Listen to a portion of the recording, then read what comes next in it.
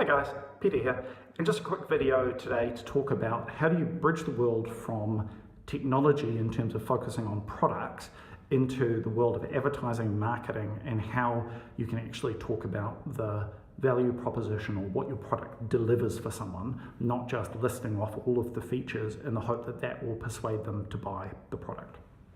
So there's a couple of models that I've come across for that. So the first one is the behavior change model. So this comes from the world of choice architecture or choice psychology, and it's used for trying to diagnose or prescribe a method of behavior change. So you look at what is the current behavior that you see in the audience, what is the improved behavior that you want to see, or change behavior, and then what are the other improvements that come along with that that helps solidify the behavior. So in the case of Instagram, if you think back to the really early days of Instagram, there was a inefficient or a problem behavior, which was that people were trying to take photos and you would go to apply a filter or make an edit, and it was actually quite hard back in the day to make those changes to a photo. Seems silly now, but it was scattered across lots of different bits of software. So what Instagram allowed you to do was to make edits and apply filters to photos. Very simple. And then what came along for the ride, or made the behavior change stick, was that you could then share those photos on social media. And back in the day, there was an Instagram feed, but it wasn't that great. There's not that many people using it. So it was really about sharing onto Facebook, sharing directly onto Twitter, sharing directly onto other social networks. And obviously it's changed since, but that was the thing that made Instagram sticky. So the second model comes much more from the world of venture capital and investment. And this is when an investor is looking at a technology company thinking about, okay, how does this company describe its value proposition?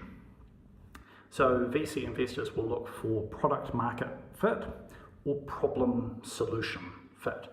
So what that means is, what's the problem that you solve for customers? So what's the problem that they have? What does your product do to solve it? And then what's some of the insights that you have about that audience that help the VC kind of remember that you actually know your audience and think, wow, okay, this team really kind of understands this group of people. So the model that a lot of VCs like to use is to talk about the difference between aspirin and chocolate.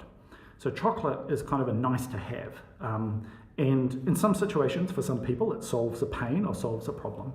But as a metaphor for software and technology products, aspirin is a product that solves a direct and clear pain. So in the case of aspirin, you have physical pain, you have a headache, you've got aches and pains, so you have immediate pain and a need to solve that pain that you're willing to pay for. So the solution is that aspirin takes that pain away or numbs it out, makes it feel less, and there's an insight there that goes along with why people choose aspirin, which is that it's familiar, it's comforting, it's easy, it's uncomplicated. So if you're tired or you're in pain, you can reach for it and it makes you feel better. So in terms of your product, what is the problem that you solve? Is that really an important problem that or pain that people are willing to pay to have taken away? And then how does your product actually do that? The third model is a really interesting one called jobs to be done. So in this case, you look for what's the life situation of your target audience, what's going on with them, and then you look for what is the job that they hire your product to do. So it's almost like an exercise in creative thinking to put yourself in their shoes and think of your product as if it was a service or as if it was a person that was doing a job. So what's the job or the service that people hire your product to do? And then along with that, what's the success criteria by which that will be judged? And the guys that invented that framework used the example of a milkshake. So there was some research that was done.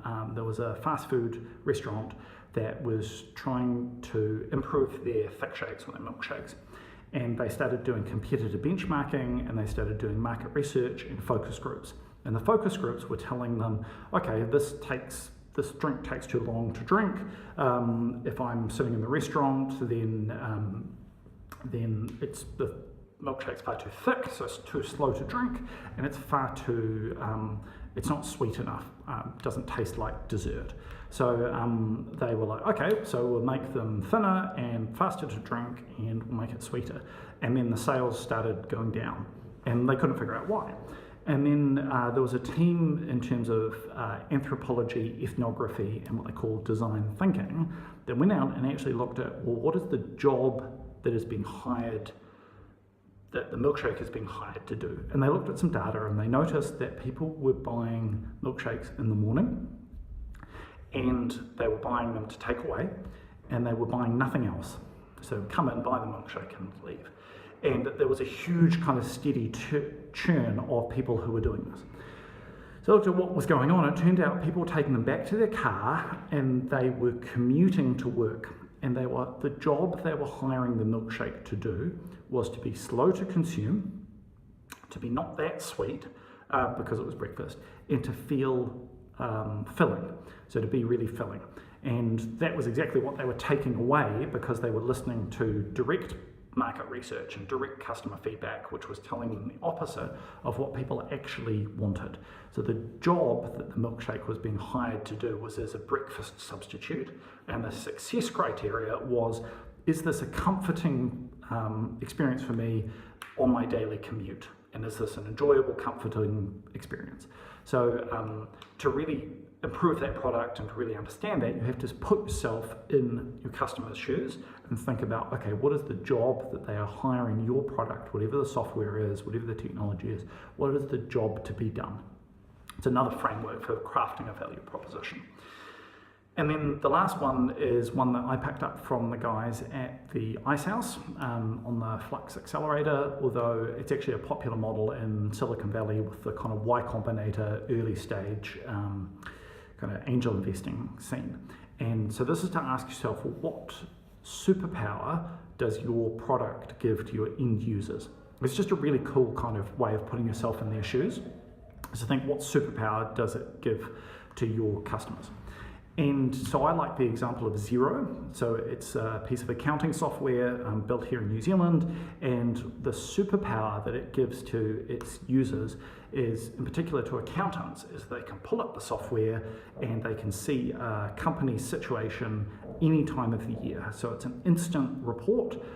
It's always online. Obviously it's got annual reporting, quarterly reporting, all of those other kind of financial statements. But that instant view of how the business is performing right now is like a superpower.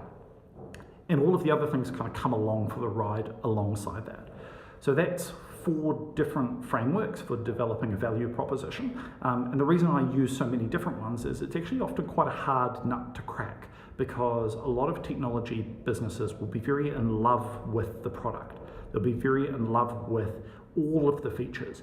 So there's actually just a different mindset that is really interesting to try with this stuff, and I call it tentpole branding. So what this means is, if you imagine a circus tent, so a circus tent has a certain drip line, so it covers lots and lots of different things, but for the tent to actually stay standing, there has to be a center pole, and the center pole is the highest pole, and everything else hangs off it.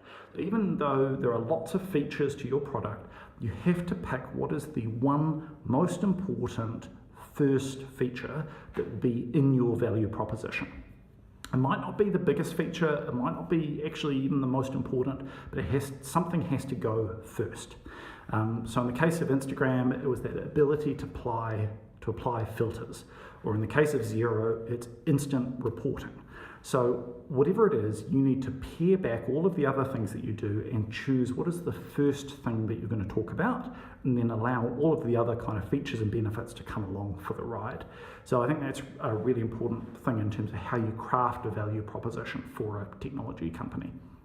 There's a lot of technology products do lots of different things. So this can make a real difference for a company. So I've seen companies in terms of raising capital, getting investment, or how they craft their website, how they craft all of their different marketing kind of touch points, build their brand, build their reputation, all of those sorts of things. Knowing your value proposition and being able to articulate it really clearly can make a huge difference for a company. Have a good one.